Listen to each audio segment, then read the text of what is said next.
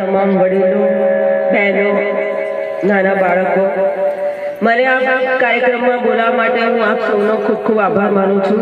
હું પહેલી વાર આ વિસ્તારમાં બહેનોના પ્રોગ્રામ અને એમાં ખાસ કરીને 8મી માર્ચના સંદર્ભે જે આપણે આ પ્રોગ્રામ કરી રહ્યા છીએ એમાં મને આમંત્રણ મળ્યું એ બદલ હું ફરીથી તમારા સૌનો આભાર માનું છું.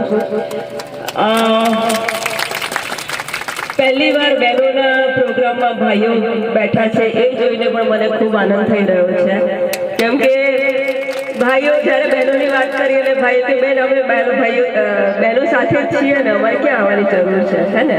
પણ તમે આવ્યા છો એનો અર્થ એવો બી થાય છે કે બધી બહેનોની પાછળ તમે છો અને બહેનોને આગળ વધારવા માટે તમે એટલો જ સહકાર તમારા ગામમાં, ઘરમાં અને સમાજમાં આપશો. મારે આજે 2-3 વાત કરવાની છે. એક તો છે કે આ આપણે અહીંયા લખ્યું છે કે આંતરરાષ્ટ્રીય મહિલા દિવસ. આ આંતરરાષ્ટ્રીય મહિલા દિવસ શું છે?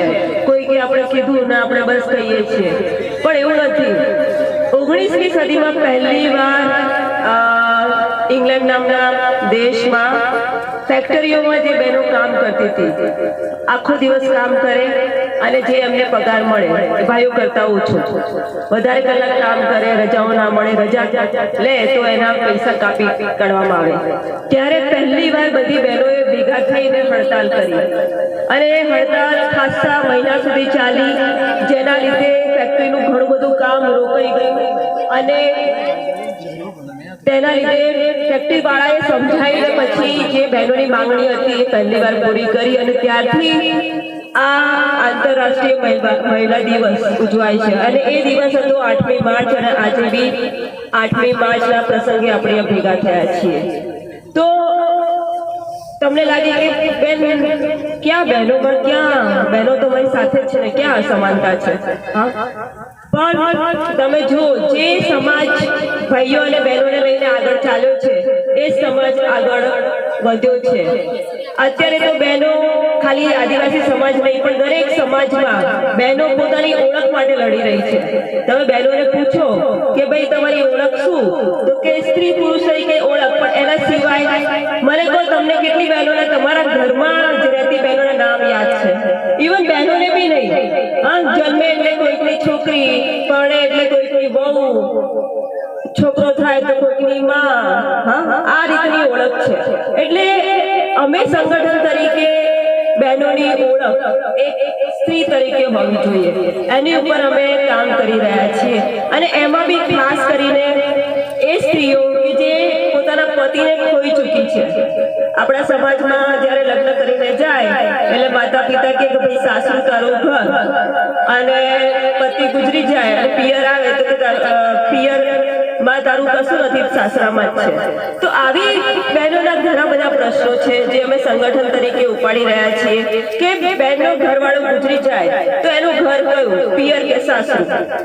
અને જો સાસરાવાળા સારા હોય તો થોડું સારું રાખે, નહીં તો જમીન બી જતી રહે, નાના છોકરાઓ હોય એને ઉછેરવાના, મજૂરી કરવાની.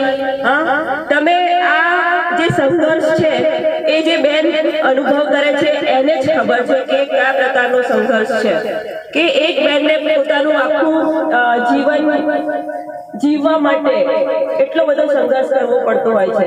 તો આ માટે અમે એકલ બહેનોને સંગઠિત કરી રહ્યા છીએ અને અમે સરકાર પાસે માંગણી મૂકી છે કે જે બહેનોના પતિ ગુજરી ગયા છે એ બહેનોને તમારે પેન્શન આપવું જોઈએ. અને આ પેન્શન કેમ આપવું જોઈએ? તો અમે કહીએ છીએ કે સરકાર બધા પાસેથી ટેક્સ ઉઘરાવે છે અને બધાને ખબર છે કે આપણે કોઈ બી વસ્તુ ખરીદીએ એની પર સરકાર ટેક્સ લે છે.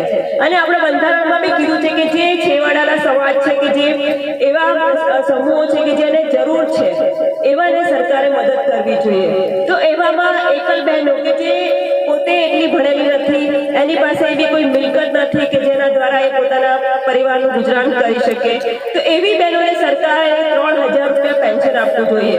આ 3000 પેન્શનની માંગણી અમે છેલ્લા 5 વર્ષથી કરી રહ્યા છીએ અને હવે 3ની જગ્યાએ 5 કહીએ છીએ. મને કહો કે 3000 રૂપિયા બી જો મળે તો કેવી રીતે ઘર ચાલે આવી મોંઘવારીમાં?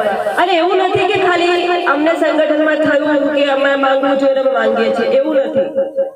ગુજરાતની બાજુના ઘણા બધા રાજ્યો છે, રાજસ્થાન છે, પછી હિમાચલ પ્રદેશ કે બીજા બધા રાજ્યોમાં બહેનોને પેન્શન મળે છે. અને પેન્શન એટલા માટે કે બેન જ્યાં સુધી જીવે ત્યાં સુધી એને કોઈનું ઓશિયાળા રહેવું ના પડે, કોઈની આગળ હાથ ના માંગવો પડે, એટલા માટે આ પેન્શનની માંગણી અમે કરી રહ્યા છીએ. બીજું કે જે બહેનો કામ કરી રહી છે, ખેતીમાં કામ કરતી હોય કે પછી ઈટ ભઠ્ઠામાં કામ કરતી હોય કે આંગણવાડીમાં કામ કરતી હોય કે બીજા કઈ બી જગ્યાએ એ કામ કરતી હોય, એવી બહેનોને જેટલા કલાક કામ કરતી, એટલે 8 કલાક કામ કરતી હોય તો 8 કલાકના જે સમાન વેતન એમને મળવા જોઈએ એની અમે માંગણી કરી રહ્યા છીએ. સિર્ફ એકલ બહેનો નહીં પણ એની સાથે 60 વર્ષના વૃદ્ધ, 60 વર્ષની બહેનોએ થઈ ગઈ હોય એના માટે બી પેન્શનની માંગણી અમે કરી રહ્યા છીએ.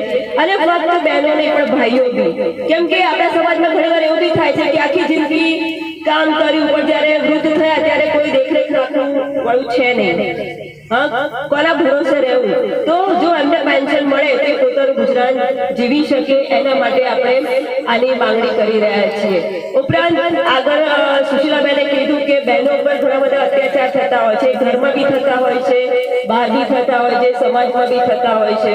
તો આ અત્યાચારો ઉપર બી અમે સંગઠન તરીકે કામ કરીએ છીએ કે જ્યાં જ્યાં આવા અત્યાચાર થતા હોય ત્યાં પહેલા તો જાગૃતિની વાત કરીએ છીએ.